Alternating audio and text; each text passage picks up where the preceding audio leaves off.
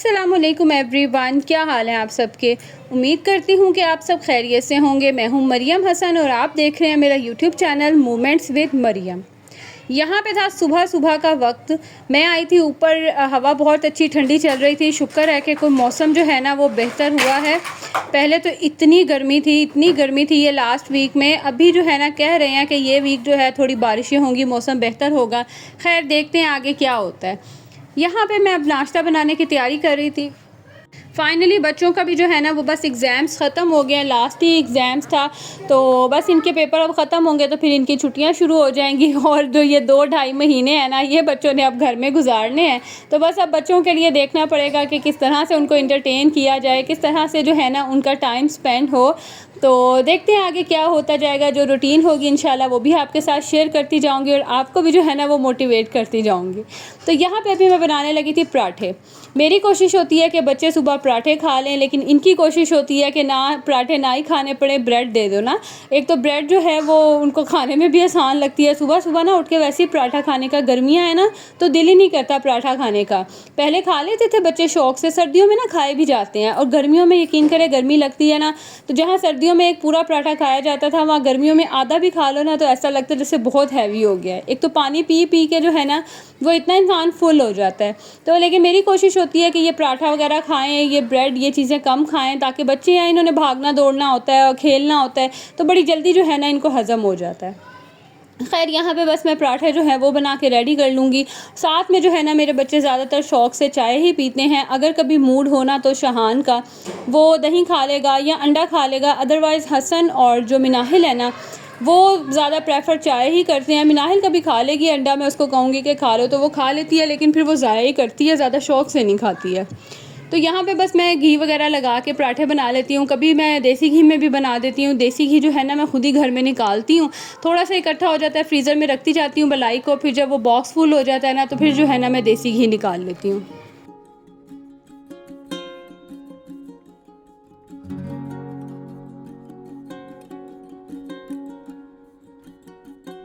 और आप सब बताएं, आप सबके बच्चों को भी छुट्टियां हो गई हैं या अभी स्टिल उनके स्कूल जो हैं वो ओपन हैं।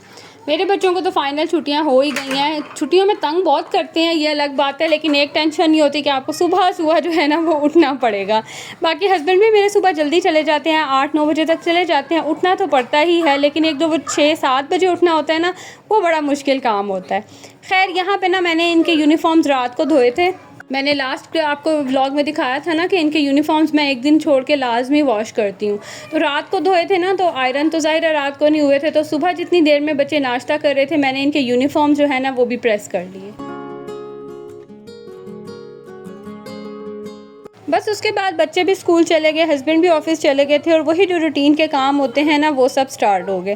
क्लीनिंग वगैरह की चीज़ों को समेटा और यहाँ पे मैं मुस्तफ़ा को साथ साथ नाश्ता करा रही थी और मैंने कहा इस टाइम को वेस्ट किए बगैर ना मैं कुरान पाक पढ़ लेती हूँ। अब ऐसा होता है, कोशिश कर रही हूँ, रमज़ान में बहुत अच्छी रूटीन बन गई थी, मैं कुरान पाक बड़े अच्छे से पढ़ रही थी, लेकिन अब जब रूटीन बीच में एक दफ़ा हिलती है ना तो बस फिर आपको दोबारा बैक टू रूटीन आने में ना टाइम लगता है। अब कोशिश कर रही हूँ कि दिन में लाजमी चाहे थोड़ा पढ़ूँ, एक सफ़ा पढ़ूँ, आधा पारा पढ़ूँ, कोशिश कर रही हूँ कि मैं ना लाजमी अपनी इस आदत को जो है ना वो कंटिन्यू रखूँ। बस यहाँ पे फिर मैंने थोड़ी देर कुरान पाक पढ़ा, साथ में मुस्तफ़ा को खाना खिलाया और उसके बाद मैं आ गई थी किचन में आके बस वही जो बर्तन वगैरह थे वो सब समेटे। और ये देसी घी मैंने निकाला था उस टाइम पे ना, इस बॉक्स में पहले से ही था घी, तो मैंने इसको बाउल में, दूसरे बाउल में रख दिया था। अब वो ये बॉक्स खाली हुआ ना तो जार खाली हुआ, मैंने कहा इसके अंदर मैं दोबारा से फिल कर लेती हूँ, क्योंकि अक्सर इसको कभी फ्रिज में भी रख दो ना या मेल्ट करना होता है तो ये प्लास्टिक के कंटेनर में तो नहीं आप इसको जो है वो गर्म कर सकते। तो इस तरह से स्टील वाले जो कंटेनर है ना इसमें बड़ा इजी होता है, आराम से जो है ना घी को थोड़ा सा भी हीट अप करो तो बड़ी जल्दी गर्म हो जाता है।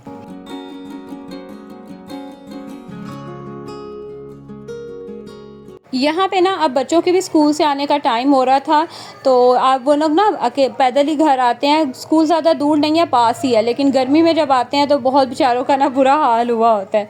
अच्छा, यहाँ इस टाइम ना आपको मेरे बैकग्राउंड से भी काफ़ी बच्चों की आवाज़ें आ रही होंगी। असल में लाइट नहीं है, आंधी चली थी आज तो लाइट नहीं है, बच्चे सारे जो है ना वो गली में हैं, तो काफ़ी बच्चों का शोर है। अगर मैं अभी भी वॉइस ओवर लाना करूँ तो फिर मेरी वीडियो बड़ी लेट हो जाती है।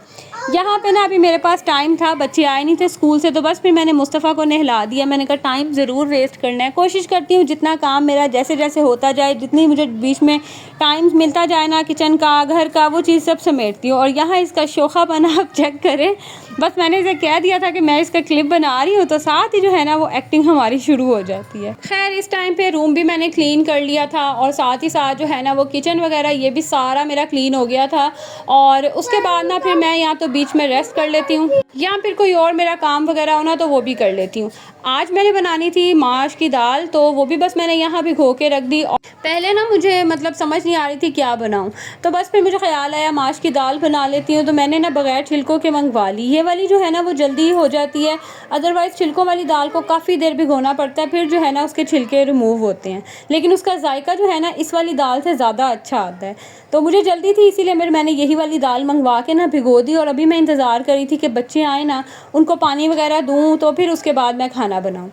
खैर अब इस टाइम पे बच्चे आ गए हुए थे स्कूल से, और सारे काम वगैरह से समेट के ना यहाँ पे अब मैं साफ़ करने लगी थी फ्रिज।